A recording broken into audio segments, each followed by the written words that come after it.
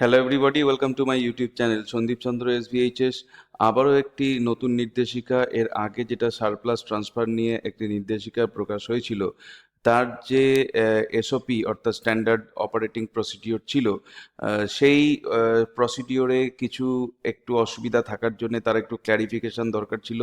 সেই জিনিসগুলো নিয়ে নতুন করে একটা নির্দেশিকা প্রকাশিত হয়েছে, যেটায় আহ, যে সারপ্লাস ট্রান্সফার বা অ্যাডমিনিস্ট্রেটিভ ট্রান্সফার হিসাবে যেসব স্কুলগুলোতে রোল স্ট্রেংথ অত্যন্ত কম রয়েছে, সেইখান থেকে টিচারদেরকে বদলি করার কাজ শুরু হবে। ইতিমধ্যে বেশ কয়েকটা ডিস্ট্রিক্টে তো বদলি করার কাজ শুরু হয়ে গেছে, তাদের হিয়ারিং চলছে।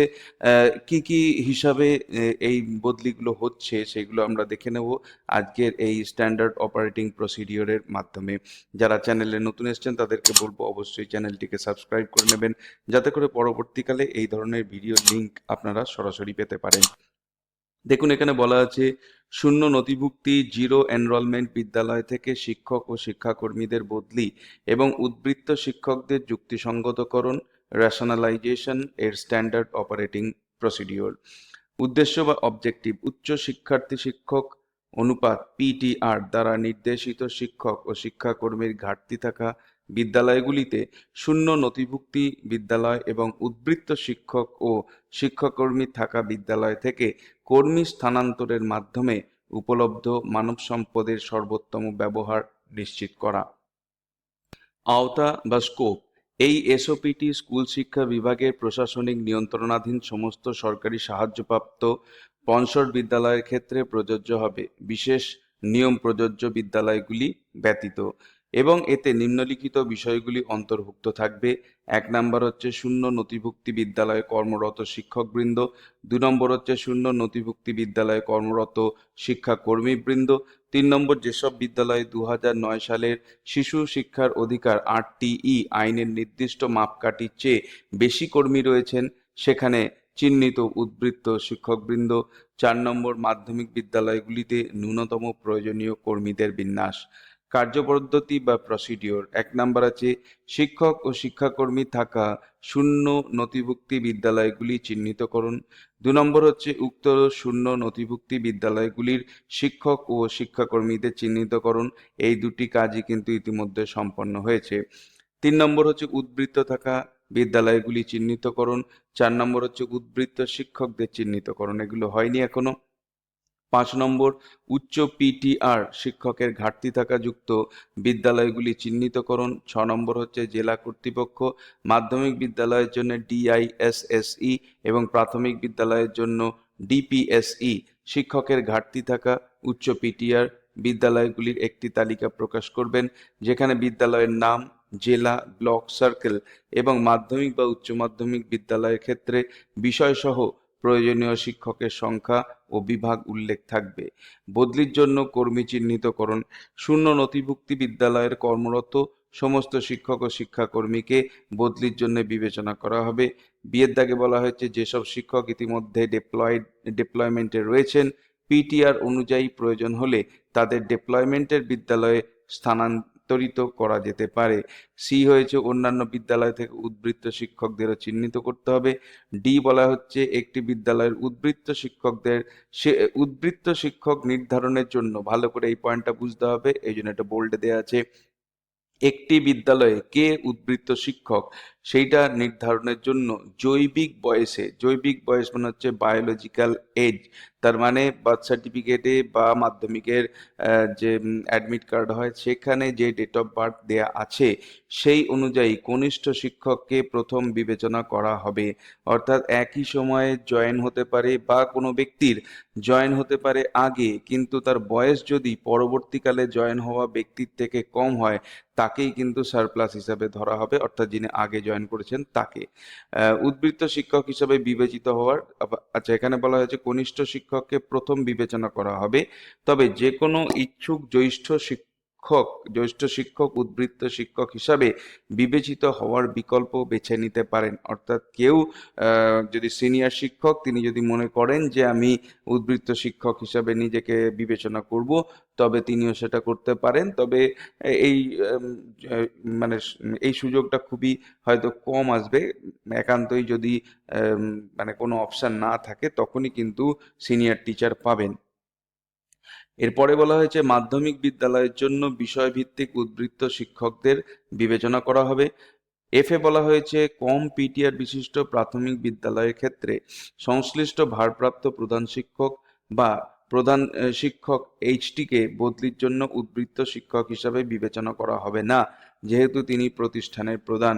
প্রাথমিক বিদ্যালয়ে শিক্ষকদের কোনো নির্দিষ্ট বিষয়ভিত্তিক পদ না থাকায় একটি বিদ্যালয়ের উদ্বৃত্ত শিক্ষক নির্ধারণের জন্য জৈবিক বয়সে কনিষ্ঠ শিক্ষককে প্রথম বিবেচনা করা হবে। আরো একবার ভালো করে শুনুন। প্রাথমিক বিদ্যালয়ে শিক্ষকদের কোনো নির্দিষ্ট বিষয়ভিত্তিক পদ না থাকায় একটি বিদ্যালয়ের উদ্বৃত্ত শিক্ষক নির্ধারণের জন্য জৈবিক বয়সে কনিষ্ঠ শিক্ষককে প্রথম বিবেচনা করা হবে। বদলির নিয়মাবলী, মোডালিটিস ফর ট্রান্সফার। চিহ্নিত উদ্বৃত্ত শিক্ষকদের নির্ধারিত সময়সীমার মধ্যে প্রকাশিত উচ্চ পিটিআর বিদ্যালয়গুলির তালিকা থেকে পছন্দক্রম 3টি পছন্দ জমা দেওয়ার সুযোগ দেওয়া হবে। উদ্বৃত্ত শিক্ষক প্রাথমিক শিক্ষকদের জমা দেওয়া আবেদনের উপর ভিত্তি করে ডিপিএসই, এসসি, উচ্চ পিটিআর অর্থাৎ শিক্ষকের ঘাটতি থাকা যুক্ত বিদ্যালয়গুলিতে এই ধরনের শিক্ষকদের বদলির জন্য প্রয়োজনীয় পরবর্তী পদক্ষেপ গ্রহণ করবেন। মাধ্যমিক স্তরের বিদ্যালয়ের ক্ষেত্রে শূন্য নথিভুক্তি বিদ্যালয়ে কর্মরত শিক্ষক ও শিক্ষাকর্মীবৃন্দ এবং চিহ্নিত উদ্বৃত্ত শিক্ষকবৃন্দ কম পিটিআর থাকা বিদ্যালয়ের নির্ধারিত সময়সীমার মধ্যে প্রকাশিত উচ্চ পিটিআর বিদ্যালয়ের তালিকা থেকে তাদের পছন্দক্রম সংশ্লিষ্ট ডিআই /এস (SE) এর কাছে জমা দেবেন, যিনি পরবর্তী পদক্ষেপের জন্য সেগুলি সংকলন করে WBCSSC এর কাছে প্রস্তাব জমা দেবেন। ডি এর দাগে বলা হয়েছে বিগত 10-15 বছরে উন্নীত করা অনেক বিদ্যালয়ে কোনো অনুমোদিত পদ নেই, কিন্তু এই ধরনের সমস্ত বিদ্যালয়ে নির্দিষ্ট বিভাগের শিক্ষকের জরুরি প্রয়োজন রয়েছে। শূন্য নথিভুক্তি বা কম নথিভুক্তি বিদ্যালয় থেকে পদসহ শিক্ষকদের উচ্চ পিটিআর যুক্ত অথবা পদসহ নির্দিষ্ট বিষয়ের শিক্ষক প্রয়োজন এমন বিদ্যালয়ে বদলির বিষয়টি বিবেচনা করা যেতে পারে। যতদূর সম্ভব জমাকৃত পছন্দ এবং প্রশাসনিক প্রয়োজনীয়তার উপর ভিত্তি করে বদলির নির্দেশ জারি করা হবে। তার মানে জমাকৃত পছন্দ এবং প্রশাসনিক প্রয়োজনীয়তা, যেটাকে বলা হচ্ছে অ্যাডমিনিস্ট্রেটিভ ট্রান্সফার। এফ এর দাগে বলা হচ্ছে যদি কোনো উদ্বৃত্ত শিক্ষক নির্ধারিত সময়সীমার মধ্যে পছন্দক্রম জমা দিতে ব্যর্থ হন অথবা সীমিত শূন্য পদের কারণে পছন্দসই বিদ্যালয়ে শিক্ষককে জায়গা দেওয়া সম্ভব না হয়, তবে সক্ষম কর্তৃপক্ষ প্রশাসনিক জরুরি অবস্থা এবং শিক্ষাগত প্রয়োজনের ভিত্তিতে যে কোনো চিহ্নিত পিটিআর বিদ্যালয়ে শিক্ষককে নিযুক্ত করবেন। একটি গুরুত্বপূর্ণ কথা, অর্থাৎ যে পছন্দক্রম যদি শিক্ষক জমা না দেন বা সীমিত শূন্যপদের জন্য যদি সেই পছন্দের বিদ্যালয়ে সেই শিক্ষককে না নেওয়া যায়, তাহলে কিন্তু প্রশাসন নিজেরাই যে কোনো স্কুল যেটায় টিচার স্টুডেন্ট রেশিও, পিপল রেশিওটা একটু হাই আছে, সেইখানে তাকে বদলি করে দেবেন। কোনো তার পছন্দ দেওয়ার মতো আর স্কোপ তখন থাকবে না। এই বন্টন চূড়ান্ত এবং বাধ্যতামূলক হবে, এইটা তখন কিন্তু কম্পালসারি ট্রান্সফার হয়ে যাবে। সক্ষম কর্তৃপক্ষ মাধ্যমিক স্তরের কর্মচারীদের জন্য WBBSE এবং প্রাথমিক শিক্ষকদের জন্য DPSC, এরাই হচ্ছে সক্ষম কর্তৃপক্ষ, মানে কম্পিটেন্ট অথরিটি বলা হচ্ছে, দ্বারা বদলির আদেশ জারি করা হবে। এনারা বদলির আদেশ দেবেন। শূন্য নথিভুক্তি মাধ্যমিক বিদ্যালয়গুলিতে অনুমোদিত পদ রয়েছে। প্রয়োজনে যেসব বিদ্যালয়ে পদ প্রয়োজন সেখানে ব্যবহারের জন্য উপযুক্ত আদেশের মাধ্যমে রাজ্য স্তর থেকে সেই সমস্ত পদ তুলে নেওয়া হতে পারে। অর্থাৎ যেখানে পদ রয়েছে অথচ টিচার নেই, সেই পদকে তুলে নিয়ে রাজ্য স্তর থেকে আদেশ দেওয়ার মাধ্যমে যেখানে প্রয়োজন সেই সব জায়গায় এইগুলোকে ব্যবহার করা হতে পারে। মানে পুরো খোল নালচে বদলে যেতে পারে স্কুলের।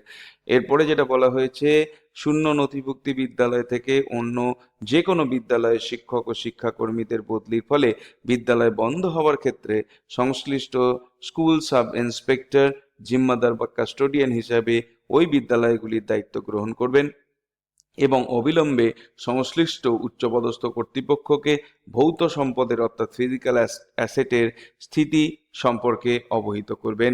এই ছিল আজকের ভিডিওর বিষয়বস্তু, যেখানে অ্যাডমিনিস্ট্রেটিভ ট্রান্সফার বা কম্পালসারি ট্রান্সফার বা সারপ্লাস ট্রান্সফার বা যেখানে আর কি জিরো এনরোলমেন্ট আছে সেই সব স্কুল থেকে যেখানে উচ্চ পিপল টিচার রেশিও আছে সেই সব স্কুলে ট্রান্সফারের যে স্ট্যান্ডার্ড অপারেটিং প্রসিডিওর সেই সম্পর্কে জানানো হলো। ভিডিওটি ভালো লাগলে অবশ্যই এটাকে একটা লাইক করবেন। চ্যানেলে নতুন এসে থাকলে চ্যানেলকে সাবস্ক্রাইব করার সাথে সাথে পাশের বেল বাটনে প্রেস করবেন, যাতে করে পরবর্তীকালে এই ধরনের ভিডিওর লিঙ্ক আপনারা সরাসরি পেতে পারেন। দেখা হবে নেক্সট ভিডিওতে। Till then, good bye and thank you.